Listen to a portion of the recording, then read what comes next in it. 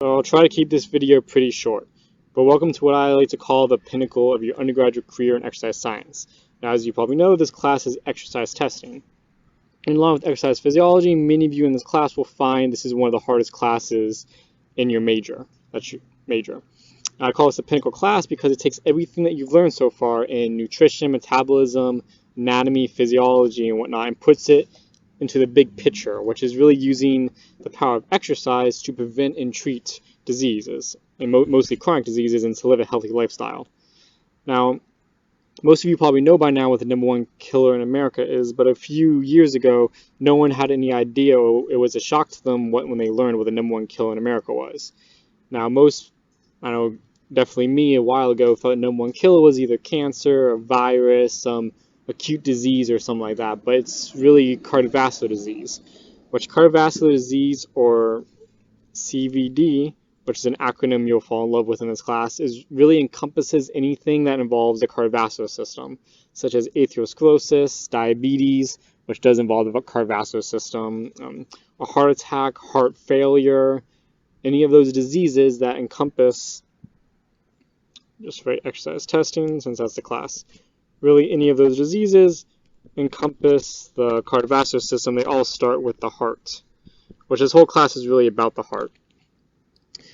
And now I don't want to throw any numbers out there and use any numbers because I don't have any clinical studies to cite or anything, and someone will probably call me out on it, but it's safe to say that many of the cases you hear about of cardiovascular disease, which is mainly heart attacks and atherosclerosis, that you hear about, I think it's safe to say many of them are preventable with exercise and a healthy lifestyle. Now, that doesn't mean some things happen just because of genetics.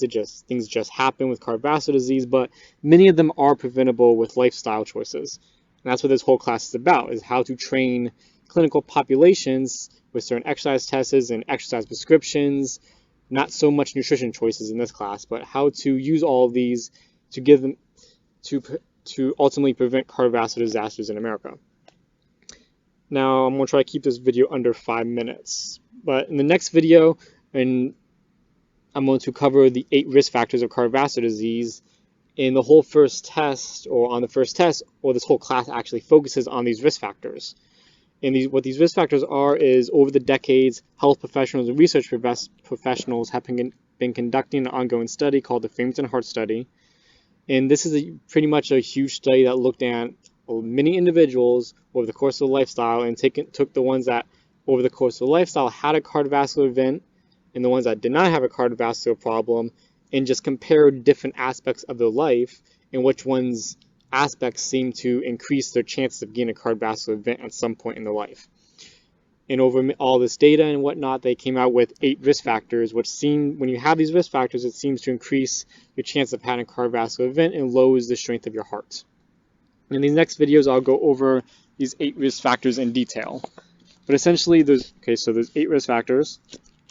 I'll just clear this. Okay, so there's 8 risk factors. And just to cover very briefly, out of these 8 risk factors, 2 of them are non-modifiable, which means you can't do anything about them. These are age and family history. Your heart gets weaker. Your heart's a muscle, so it gets weaker with age. Family history, you can't really do anything about it. And 6 of them are modifiable, which basically means all lifestyle choices. These are like obesity, exercise, smoking, whatnot, all lifestyle choices. So this is pretty much the core of the class, and the core of exercise physiology is these 8 risk factors and how to prevent them. Now, when you go over these risk factors, you might start to notice, or it's important to realize that these risk factors aren't conclusive.